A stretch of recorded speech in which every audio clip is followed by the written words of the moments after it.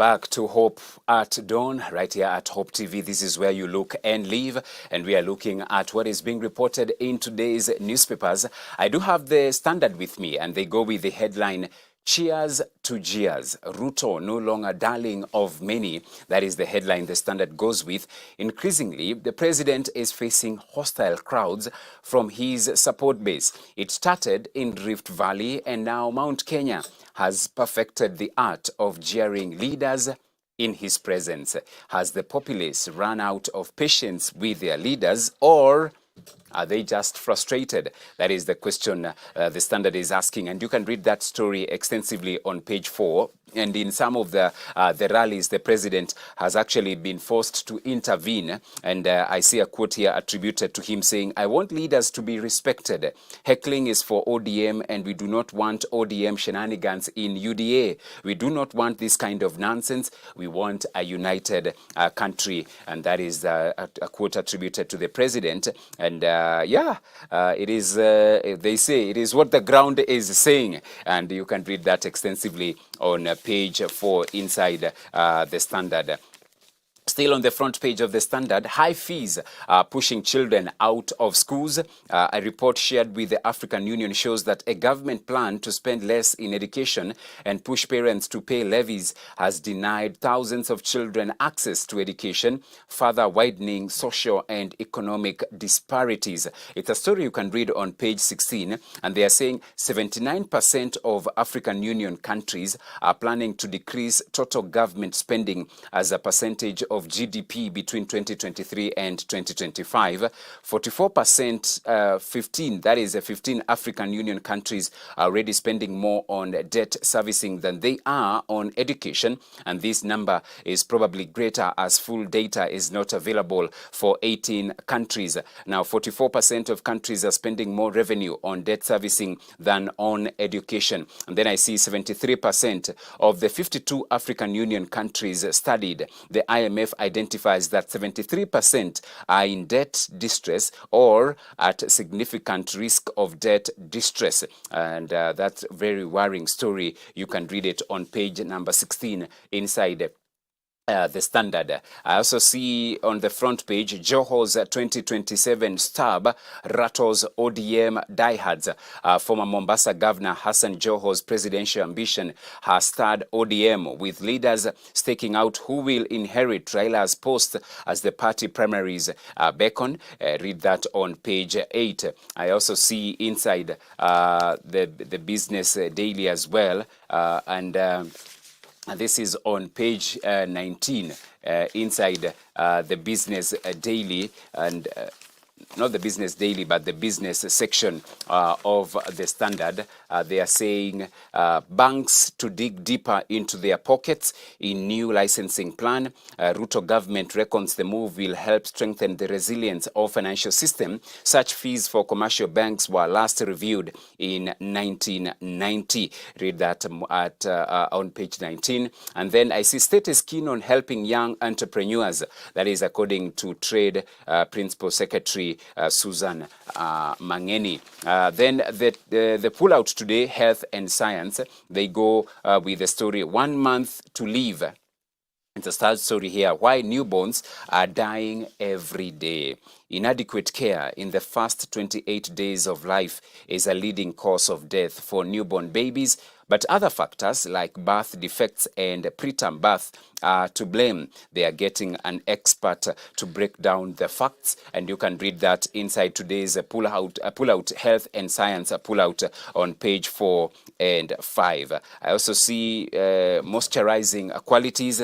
Researchers unveil castor oil as potential treatment for dry eye disease. It's on page 3 of the pullout. I also see bridging the gap. Chess player scales Mount Kenya to destigmatize mental health struggles. That is on page 2 inside the Standard pullout as well. All right, going to the back page of the Standard. They go with the story of Kenya Morans, focusing on the ultimate prize. Kenya Morans are seeking to overcome past hurdles in 2025 Afrobasket qualifiers. Coach Aurora is confident as Morans prepare for Afrobasket redemption. So the clock is ticking ahead of the 2025 FIBA Afrobasket qualifiers, and the Kenya Morans have hit the ground running. And this is intensive training regimen in preparation for the highly anticipated Group E Window 1 showdown, which will be happening in Tunisia. And this is 1 year away because it will be held on the 23rd, 24th, and the 25th of February next year. And I'm looking at it, and Kenya here for the draws. Tunisia, Angola, Guinea. Kenya is in Group F. So as they prepare, that's the only way to go. Preparations, sacrifice, hard work, and then it shall come to pass for the Morans. I also see day of draws as middle table outfits struggle to score. Leopards were held to a barren draw by Kakamega Homeboys. I also see Police Stadium. Sharks of Kariobangi came from a goal down at the break to force a 1-0 draw against FC Talanta. I also see this is where the Kisumu County, they collected a point in Machakos, that is Muhoroni Youth, who forced a 2-0 draw against Sofapaka. That is the scoreline, and indeed it was a weekend of draws. Then the Standard, they do have a feature here. Kenyan female football coaches who won't let go of the balls just yet. Odemba, Amunga, and Juma keep soaring in male-dominated field. All the three coaches passed through Mathare Youth Sports Association program. You can read about these amazing coaches who have decided to, not to be discriminated against, and instead they are giving their very best in as far as football coaching is concerned. From dusty fields of Makueni, Kitondo chase after history. Kitondo Schools rugby team invited for UK rugby tournament in March. I also see Lisa set to leave a mark at WRC Safari Rally. Read that as ahead of the Easter Safari Rally that is inside the Standard. Right, let's look at The Nation. The Nation, they go with the headline, Why the Mountain is Restless.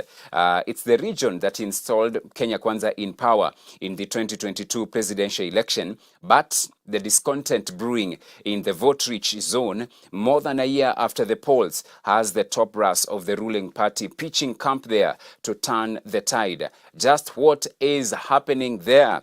Pages 4 and 5 inside the Daily Nation. And I see DP Gachagua forced to reprimand hecklers during presidential tour of the region. Uhuru Kenyatta placed his legacy on the line in unsuccessful succession plan, and President Ruto working to consolidate support in region, key to his re-election bid. Read that on pages 4 and 5. As still on the front page, Kalonzo, we will soldier on without Raila. Former Vice President says the AU top job bid for Raila Odinga will not derail the opposition coalition from the goal to check government and offer alternative leadership. Read that inside The Nation. Community health workers get 3 billion shillings. Thousands of community health promoters have received their stipend after the government released 3 billion shillings, and this is aimed at catering for their monthly pay. It's a story you can get on page 2. Now, they also have this amazing story here of Kenya Power, dark side of Kenya Power. It's the state monopoly tasked to light up the country, keep industries running, and critical services like hospitals sustaining lives. But the operations of one of the key national installations have kicked up a national furor over inordinate delays in new connections, repair of broken down transformers, and questionable billing systems. What's happening? You can read that on page 6 and 7 inside the Daily Nation. I also see a very interesting story here. It's all about performance, and this time round, it is the performance of cabinet secretaries. And they are saying cabinet secretaries' moment of truth.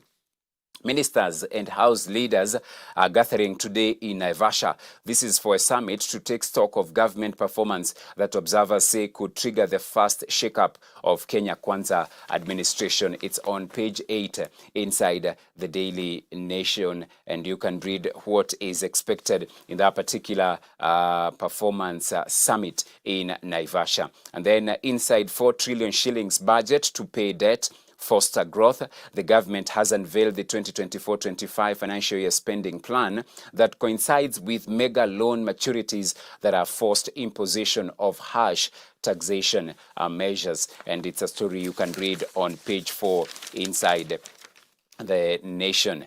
Fury over move to strike off 700 students from bursary at the begin. This is in Lamu County, and you can read more inside the Daily Nation. Inside Treasury's 4.2 trillion shillings draft budget in Parliament. National government's projected allocation is 2.5 trillion shillings and counties 391 billion shillings as well. Right, that is in the Daily Nation, looking at the pullout. Today's DN2 pullout is the junior sport. The rising chess duo Sandra Waira and Tendai Jasiri play the game to boost their intelligence. It's on page 3. Invention, the origin of football boots. You can read that on page 2. And they have also my recipe. Enjoy sweet strawberry smoothie. It's on page 11 inside the DN2 junior sport pullout inside the Nation. The business section, it's on page 19. Counties bag 11 billion shillings from fuel tax for road upgrades. Authorities project an increase on maintenance expenses over rising costs. That is a story you can read on page 19. Kenyan firm in deal to assemble electric motorbikes. Kenyan car dealer Autoparks Limited is set to venture into the electric motorcycle assembly segment following a partnership with Ghanaian battery company Kofa. Read that on page 19. That is the business section. I also wanted to check what's being reported in the world news as well. Checked the pullout as well and the business news. Allow us to go to the back page, and the back page they are reporting De Rono ran hardest race of his life against American star Salazar and won. When Ronald deferred to race the American over 10,000 meters in a 1982 national record attempt, Salazar used all tricks to entice him to run. It's a story you can read the back page of the Nation, even as we continue to mourn the demise of Henry Rono, who passed on the 15th of February. I also see contractor in race against time to have Kiptum's house ready. Government delegation led by Head of Public Service Kosgei inspected progress of construction work in Uasin Gishu County. Ulinzi stay on course for title defense. You can read that. That is in the FKF Women's Cup title after they demolished TUK Ravens 6-0 in their preliminary round match at Ruaraka Grounds in Nairobi, and this was to make them reach the round of 16. Brewers leave bunkers high and dry in league. Goals by Rambo Njogona take 13-time champions to third place with 37 points. So you can read that. It's all about the matches that were played yesterday in the FKF Premier League. Madrid draw at Vallecano. This is La Liga leaders Real Madrid held to a frustrating 1-0 draw at lowly city rivals Real Vallecano yesterday. Jaguars throw men's league title race wide open. So Western Jaguars beat former champions Kenya Police 3-1. This was at the City Park Hockey Stadium to take the Kenya Hockey Union men's Premier League title race down to the wire. Brighton is to 5-0 win Sheffield United. Late Simone Adingra double secured Brighton's biggest away win in the Premier League as they won 5-0 at bottom side Sheffield United. And later in the evening, it was Man United who saw off Luton Town by 2-1. Rasmus Højlund getting a brace to guide the Old Trafford outfit to their fourth successive Premier League victory. Right, that is in the Daily Nation. Let's look at the Business Daily. They are saying KRA pounces on high-end barbershops, beauty parlors. Wow, no one is being left behind in the clamor, you know, for everyone to pay and to contribute to the well-being of the nation. And they are now targeting high-end barbershops and beauty parlors. Tax officers hounding barbers, hairstylists and drivers. KRA takes fight against tax cheats to informal sector. You can read that story on the front page and also on page 2. Kenya moves to regulate Bitcoin trade on grey listing risk. So Kenya is working on new regulations to police trading in cryptocurrencies such as Bitcoin on growing fears the increased transactions in virtual assets in the country could increase risks of money laundering and terrorism financing. First page and page 2 inside the Business Daily. Treasury is proposing 78 billion shillings budget cuts for the fiscal year ending June 30th. This is part of the Exchequer's efforts to rationalize spending, and that you can read on page 4. Kenya-Tanzania trade spurt cuts maize rice imports by 10 billion. So Kenya's imports from Tanzania fell by 10.23 billion shillings last year. This is on the back of renewed trade barriers, which largely hit the flow of grains from the agriculturally endowed country. Official trade numbers have shown. And insurance firms raise premiums on new VAT charges. Insurance firms have started repricing the premiums charged on customers as they complied with the new 16% VAT introduced through the Finance Act of 2023. And that is what is being reported in today's dailies. You can grab whichever paper you would prefer so that you keep yourself updated on what is being reported. Get to see what is happening in our nation, in the region, and also in the entire world. Remember, we are doing this to ensure that we are well educated, we are well informed of what is happening around us, and also as believers, we go beyond that and we get to know, even as we are writing our prayer points, how then can we be able to pray for our leaders? How can we be able to pray for our nation? And how can we be able to pray for the different sectors of our economy? That is the newspaper review. We take a short break, and this one, it is to pave way for the video of the day. Let's enjoy.